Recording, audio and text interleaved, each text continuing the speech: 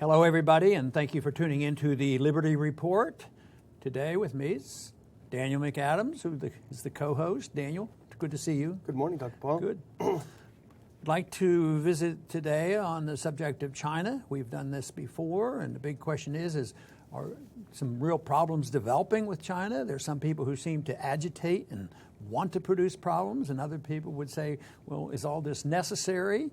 And on one hand, we see evidence that China might be spending a little bit more money on their military and that they are becoming more aggressive. And others say, well, compared to what? And we want to talk a little bit about that. There was an article in Reuters that talked about a RAND study. And RAND, tried to have a balanced report. On the one hand, what would a war be like?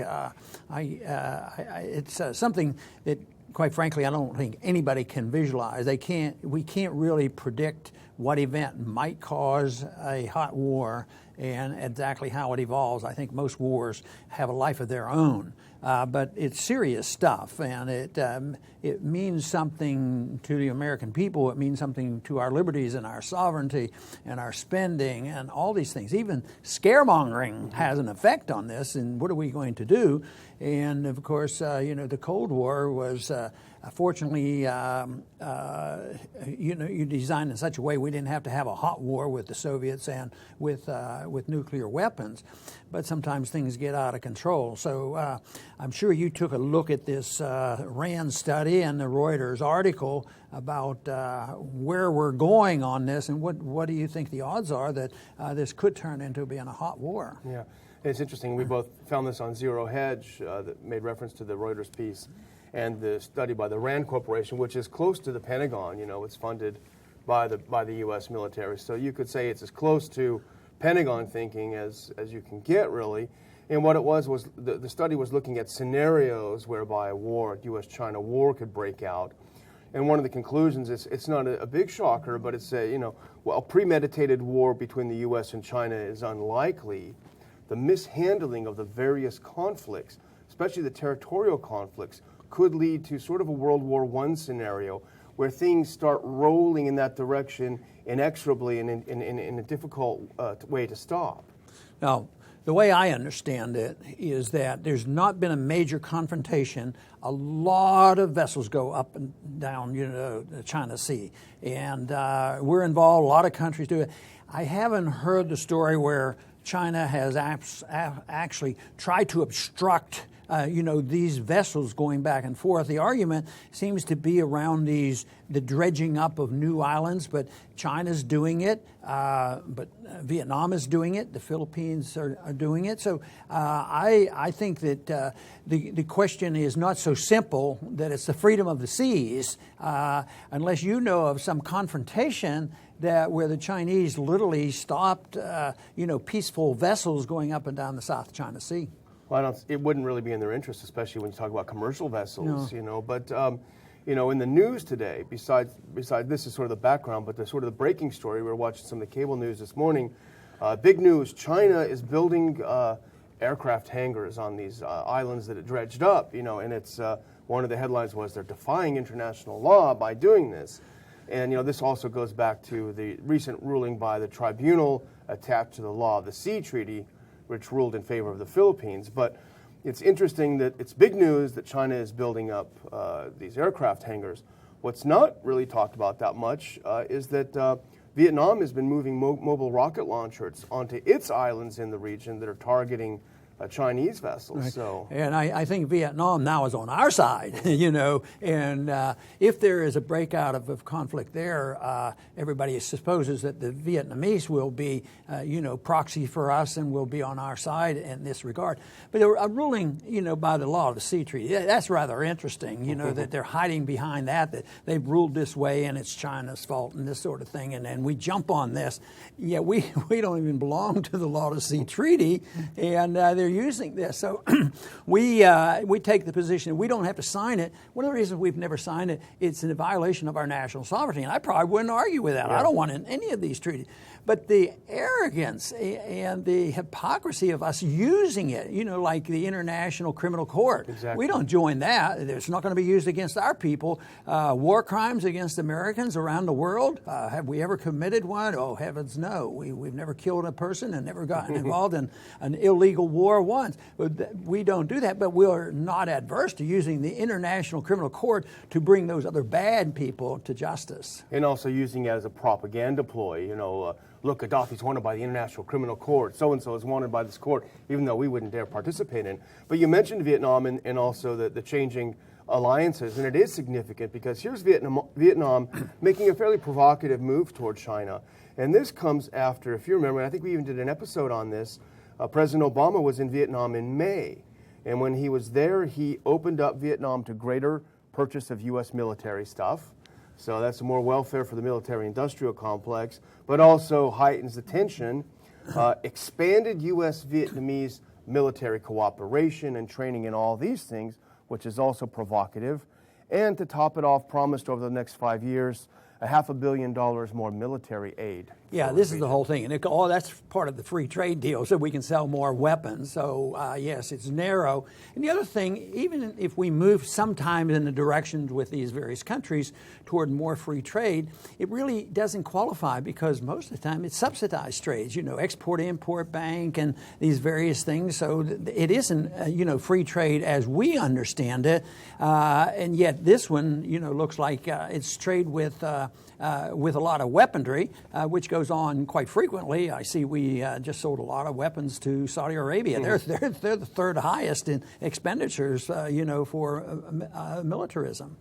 Yeah, and in the beginning with this RAND report, it's an accident, it's a miscalculation based on tensions in the region. Well, this is when I first started thinking about the show today. I thought, well, this is a real concrete, not theoretical, concrete argument for non-interventionism. Because the U.S. is intervening in this conflict. The U.S. is egging the Vietnamese on, egging the Philippines on to confront China. Just days after this court ruled in favor of the Philippines against China, the U.S. gave the Philippines 2 more naval warships. So they're using this to ramp it up. And so if this is where war may come about, then it's all the more reason to pull back and not be involved. Yes, and then we have obligations, the kind of treaties I don't like. We have a treaty with the Philippines, and at least it's subtle enough that if China got into a conflict with Vietnam in our behalf, we're going to be there. So these arrangements are just horrible. And when you compare this to this type of activity, if it were going on around our country or close to our country or involving the Gulf of Mexico or something, all of a sudden it would be a different story. We wouldn't tolerate that for a minute, but nobody wants to see it that way because some people just like to build up, the antagonism. Once again, we can build more weapons if there's a threat, but I think we have a chart on the expenditures, that we'd like to take a look at because the argument is, well, China's on the march. They're on the move. They're militarizing, and they're spending more money. But this chart, to me, is rather impressive. Look at what we spend on the right, almost $600 billion, and when you up everything, it's a lot more than that. Yeah. But China's, the next 7 countries, China spends the most of that group, but it's still like what, under $200 billion? It's about $146 billion, which is actually sharply up from the previous year. Yeah, so they are spending more, but this whole idea that's the reason that we have to spend even more money. And, there's a fallacy built into this because a lot of people gave Reagan, I think, credit where it wasn't due, is that he brought down the Soviet system because he forced them to spend more money on militarism because we were building more military weapons. I just don't think that explains, the deeply flawed economic system. But this is also has economic ramifications, what we're talking about here. And I think the RAND article talked about how is this going to play out? Because it could really damage China. It costs them money, GDP is going down, and all these things. But the same thing can happen to the U.S. Maybe this would be, in a way, our Waterloo. There's a point of no return where we can't afford any more of these wars. So if we do get into some conflict like this, it can explode. Right now, there's an explosion because all the candidates want to rebuild our military. $600 billion isn't enough. We need a lot more. So how much more can we afford when we have this a huge debt and the deficit is continuing to grow? So I think the economic consequence on us is every bit as serious. And since we've been able to get away with it for a longer period of time because we get to print the world currency, it's a different situation. It could really come back to haunt us. When you look at the recession, or whatever you'll call it, of 2007 and 2008, and the repercussions of that across the economy, according to the RAND study, the real battle between the U.S. and China would be in the GDP, as you said, and they predicted a 5 to 10% reduction of U.S. GDP per year of the conflict.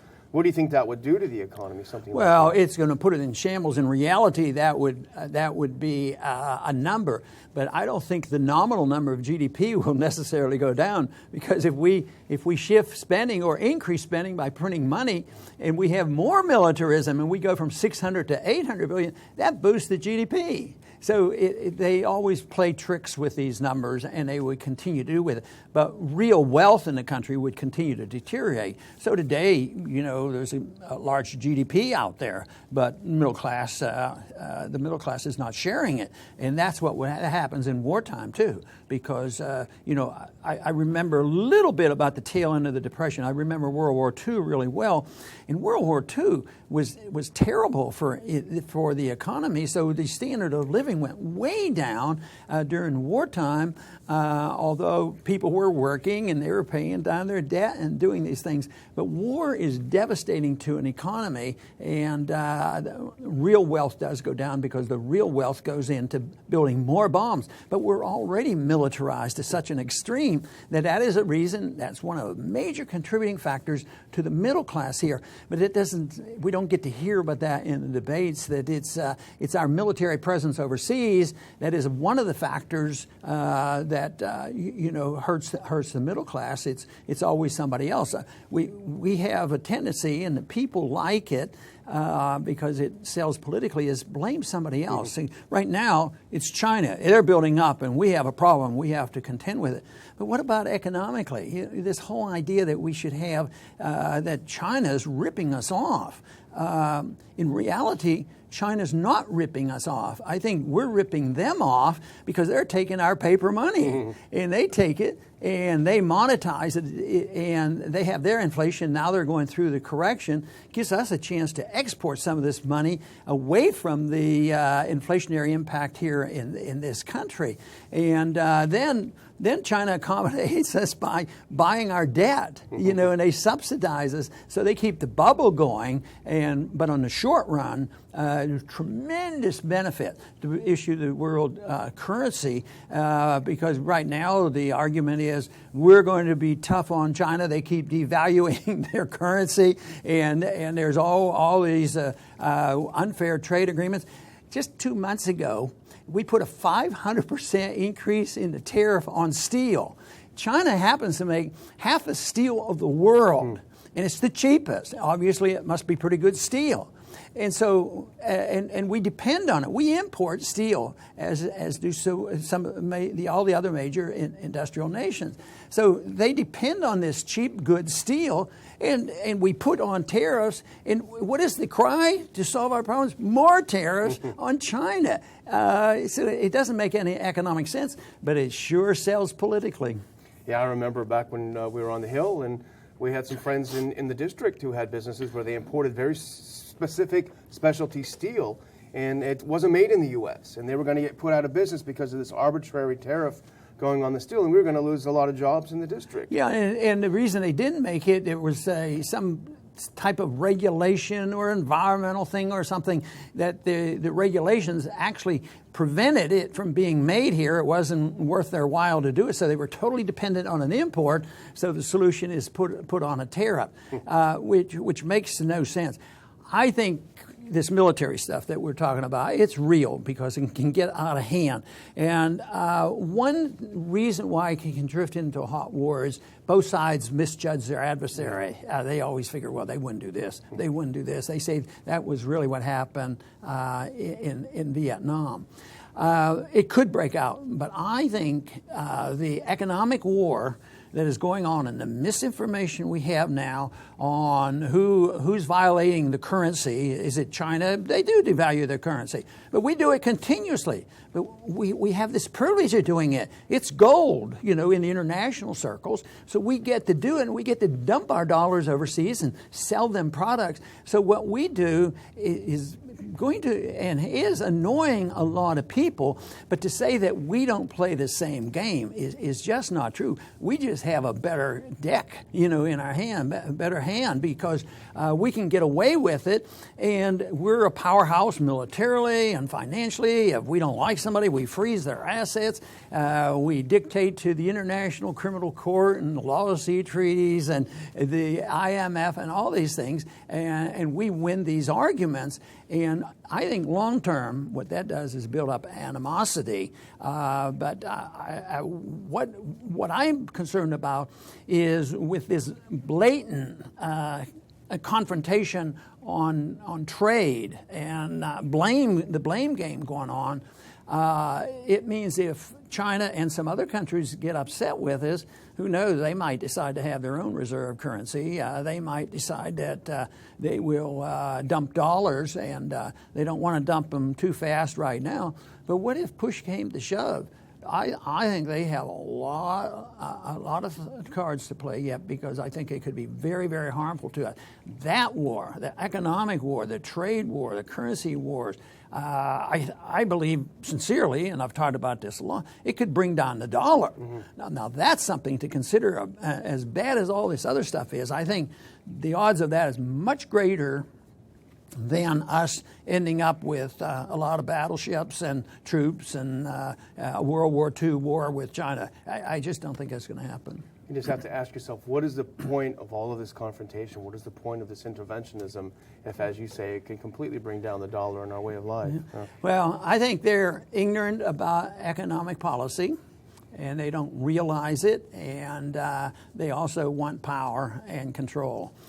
And as you said, Daniel, economic interventionism can lead to one more problem on top of another one.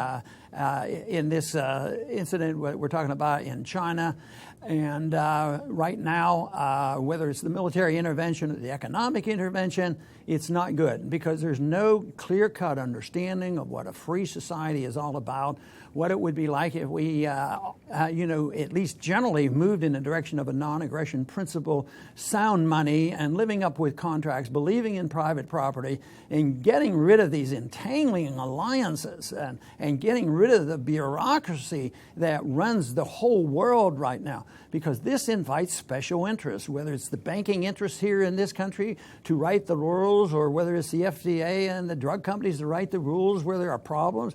They don't understand that private property and contracts can solve these problems without a gigantic bureaucracy which is taken over by the special interests and bankrupts the country. And that's what's happening today. They've taken over, the country is bankrupt, but there's no signs that anybody's going to give up 1 ounce of power. It's just going to be further distortion of who's at fault, and it certainly couldn't be the American politicians. They're not at fault. And it has to be somebody else, and that is why we have to prepare militarily, build up our military, blame everybody else for the problems that we have, and yet here at home is our responsibility, our moral, legal, and constitutional responsibility is to do one major thing, and that is protect liberty. If we did that, we would have a healthy economy. We could set a standard for the world. We could influence the world through emulation of a good system, through setting standards and people doing this voluntarily, rather than believing that we are so great that we are so impeccable that we can spread our goodness around the world, and it's worth taking a risk and using our weapons and sanctions and occupations and doing all these things to force people to accept the views that we have. No, I think the only way you spread good ideas is to practice what we preach and let somebody else say, you know, that looks like a good idea. We ought to do more of that ourselves. I want to thank everybody today for tuning in to the Liberty Report. Please come back soon.